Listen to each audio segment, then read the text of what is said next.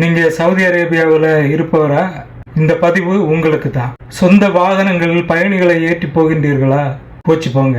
ஏன் என்ன ஆச்சு என்று கேட்கின்றீர்களா? வேறு ஒன்றும் இல்லை. சவுதி அரேபியாவின் போக்குவரத்து பொது ஆணையத்தின் அதிகாரப்பூர்வ உரிமம் இல்லாமல் சொந்த வாகனத்தில் சட்டவிரோதமாக பயணிகளை ஏற்றி சென்ற இந்தியர் உட்பட 3 வெளிநாட்டினருக்கு 7.8 லட்சம், அதாவது சவுதி அரேபியா மதிப்பில் 35,000 சவுதி ரியால் அபராதம்.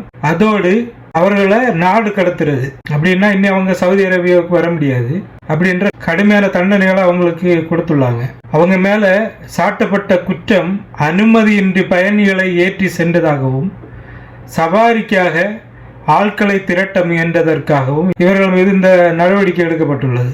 இந்த 3 நபர்களில் இந்தியருக்கு 12,000 ரியாலும், எகிப்து நாட்டை சார்ந்தவருக்கு 12,000 ரியாலும், சாட் நாட்டை சார்ந்தவருக்கு 11,000 ரியாலும் அபராதம் விதிச்சிருக்கிறாங்க.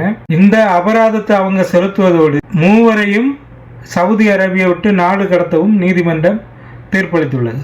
இதுல இருந்து சொந்தங்களுக்கு நான் சொல்றது என்னன்னா, குடும்ப கஷ்டத்தை போக்க தான் நாம வெளிநாட்டுக்கு வந்திருக்கிறோம். அப்படி வரும்போது அந்த நாட்டின் சட்ட திட்டங்களை நாம் மதித்து நடக்க வேண்டும். இல்லை என்றால் இது போன்ற கடுமையான நடவடிக்கைகளை சந்திக்க நேரிடும் என்பதை கோரிட்டு நான் போறேன்.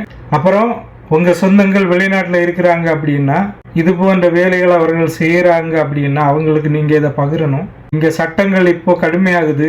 திருப்பி இதே மாதிரி வேற வேலைக்கு வந்துட்டு அந்த வேலையை விட்டுட்டு இன்னொரு வேலையில இருக்கிறீங்கன்னா உங்களுக்கும் சட்டம் தன் கடமையை செய்யும். இதை நீங்க உங்க சொந்தங்களுக்கும் பகிருங்க.